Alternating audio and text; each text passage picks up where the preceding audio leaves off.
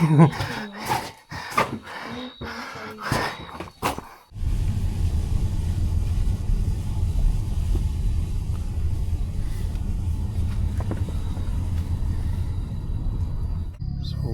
alas 4. Saktong-sakto lang tayo para sa night trail. So, pababa pa tayo dito sa sigsag po nila.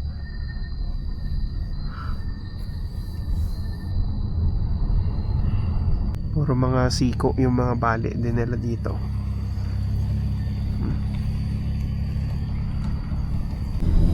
Halos rinig na rinig mo yung mga kuliglig si Keita.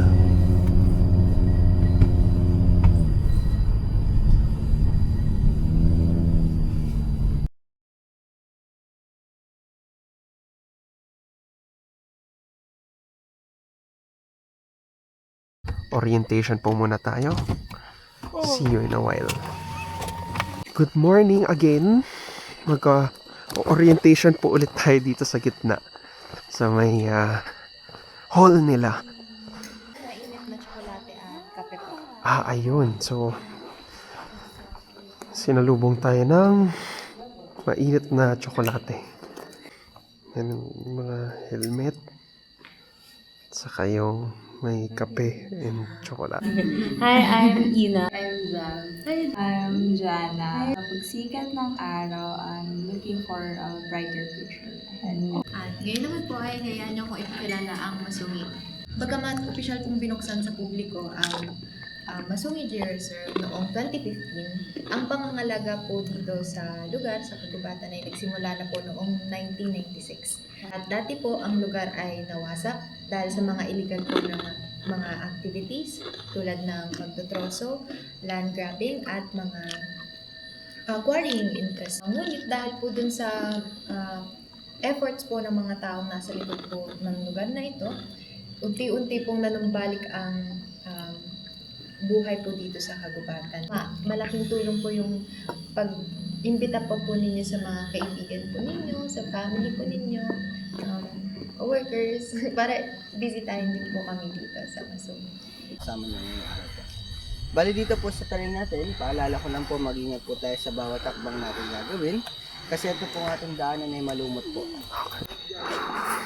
Paagirat po kayo sa ano po, mas maganda sideways po. Sideways. Pababa.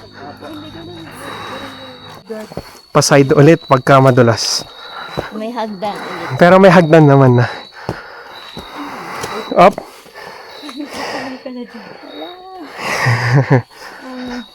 Pahinga muna po. Okay, pahinga muna. Bago natin akyatin yun. Ito ba yun? Opo.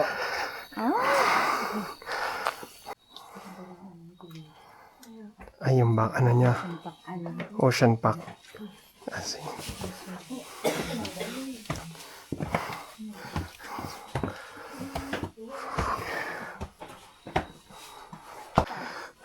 Ay, oo.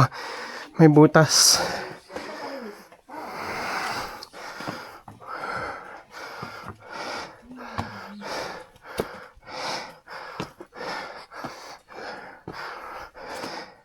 Sige.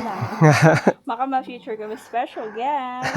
We have Jana Ree, also have Jana May, and Ina Arbolano. Wow. Opo. Famous po kami sa ano. Sa bahay. Lapit na. Para lang tayo umakyat ng Mount Kamuning. Parang ako nang working sa ano na. Ay, ang ganda. Ganda ng view.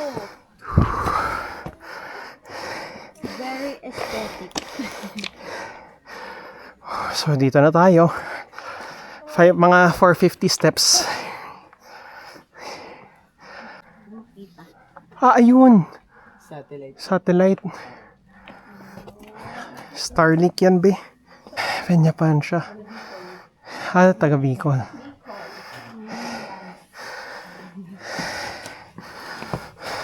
Po.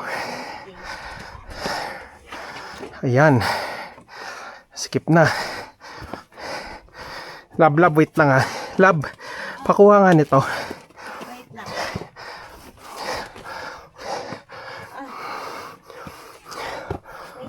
So, meron tayong konting siksik. Sandali lang. Sisiksik po tayo konti para makarating. Ayun. Summit na po.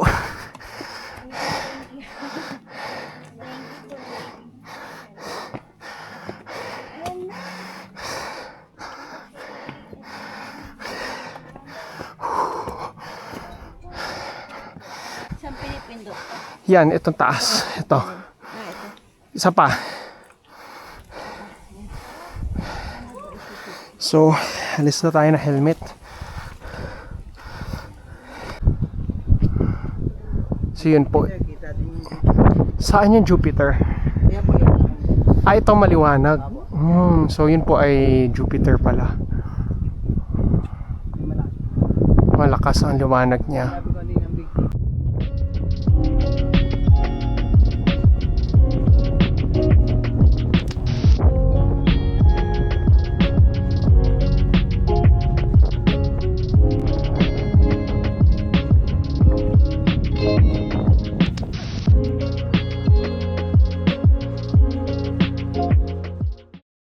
So, pababa na po tayo.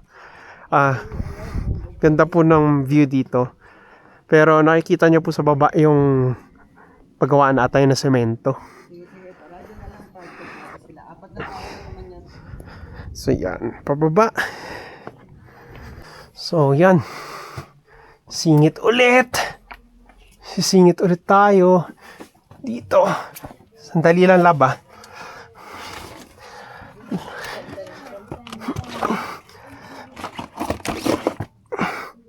Laki-laki ko kasi tao. Pagka sakit.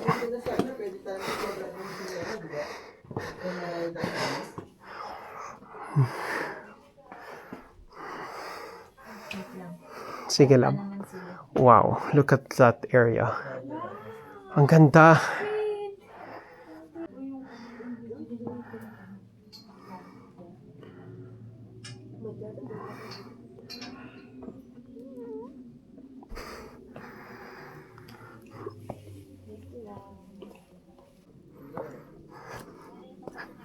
So, ito yung kaninang tinigilan natin.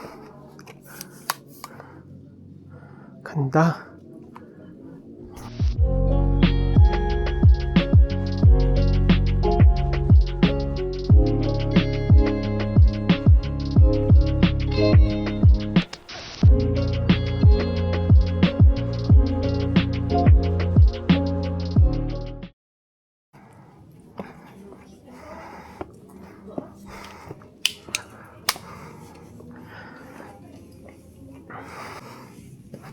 Ayan siya.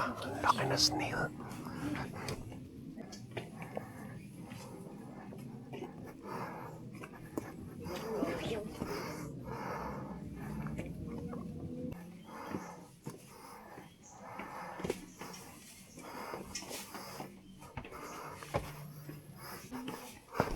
$200 marker.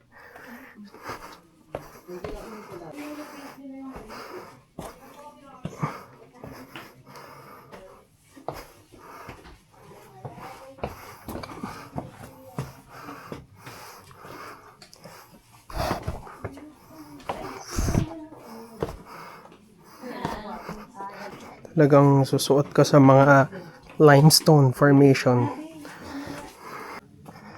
Masunggi Rock at Garden Cottages.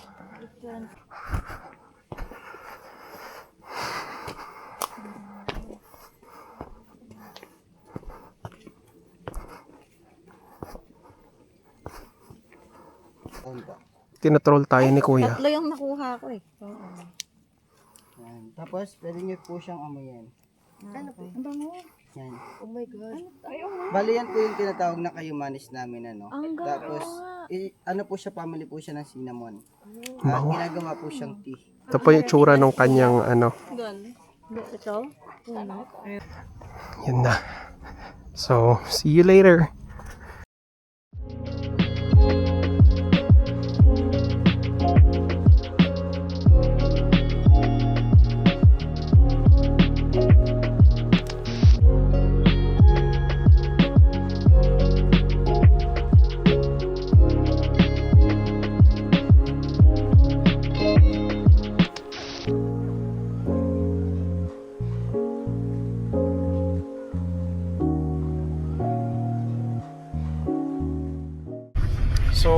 It's currently 8:39. So, maaga kaming nakatapos sa trail. The Sunrise Trail takes around 3 to 4 hours. Nagsimula kami 4, natapos kami mga 8 o'clock, tapos na. So, dahil napaaga kami sa Masunggi, halos sa 8:30, tapos na kami, dumaan muna kami ng hinulugang taktak dito sa may Antipolo.